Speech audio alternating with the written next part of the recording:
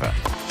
Europe 1. Et place à votre club culture Europe 1 dans un instant, Joe, pour les sorties musicales. Mais d'abord, le livre du jour. Bonjour Nicolas Caro. Bonjour Dimitri. Un classique, un roman culte, un roman espagnol. Signé Eduardo Mendoza, ça s'appelle 100 nouvelles de Gerb, publié en 1990. Voici le début.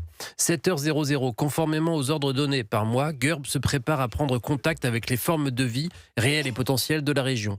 Étant donné que nous voyageons sous une forme incorporelle, intelligence pure facteur analytique 4800, je décide qu'il adoptera un corps analogue à ceux des habitants de la zone. Mais qu'est-ce que ça veut dire? Ça veut dire qu'on lit le journal d'un extraterrestre, chef d'une mission d'exploration terrienne. Ils sont déguisés en humains et Gerb lui a pris l'apparence d'une humaine nommée Madonna. Il est parti en éclaireur dans Barcelone. Discret. Il devait revenir au vaisseau, mais 7h30 sans nouvelles de Gerb. 8h00 sans nouvelles de Gerb. 9h, 12h30, 20h30 sans nouvelles de Gerb. Alors le chef planque le vaisseau en corps terrestre connu sous la dénomination d'appartement familial 3 chambres et 2 salles de bain, et il se met à la recherche de son collègue et ami. Il se matérialise dans un autre endroit pour commencer son enquête, mais pas de chance. Il tombe au milieu d'un carrefour, il est écrasé par un bus, il recommence, bim, une Opel Corsa en pleine poire. Bon, finalement, il prend le pli et il observe. Mais il observe les humains en fait. Et oui, à noter ce détail surprenant, écrit-il par exemple, quand ils sont couchés, ils gardent exactement la même dimension que quand ils sont debout. Presque tous possèdent 2 yeux, etc. Et c'est ça ce qui est génial, c'est qu'on suit minute par minute les tribulations de cet extraterrestre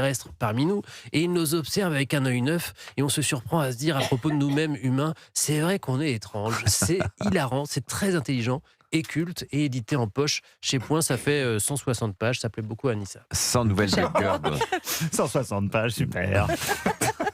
En dessous de 200, moi, c'est vraiment ce que je préfère. Ça vous va. Merci beaucoup Nicolas Caro. Là, les sorties musicales à présent, Oui. Joe. Qu'est-ce qu'on se met dans les oreilles ce week-end? Alors on commence avec une rencontre au sommet de la pop française, Sébastien Tellier et Juliette Armanet qui font du disco. On dit oui évidemment.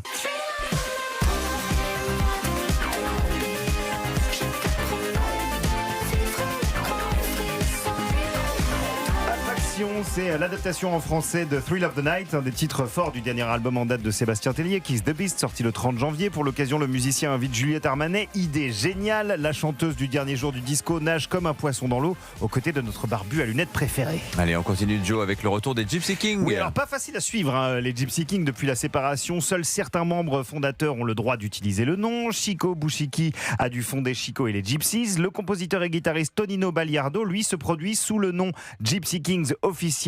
C'est difficile, mais ce qui est sûr, c'est que la musique ne nous trompe pas sur la marchandise.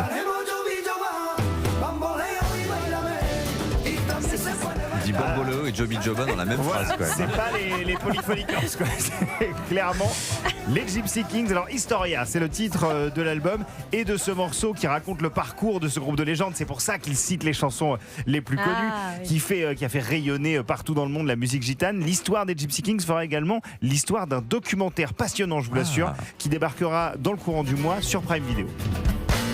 Voilà, Hey, c'est c'est bon, ça. Olé, Bomboléo, Joby Joba, Sébastien Tellier, Juliette Armanet, les Gypsy Kings donc dans la sélection musicale. Merci beaucoup. Avec plaisir, Joe. Barry White. 8h42.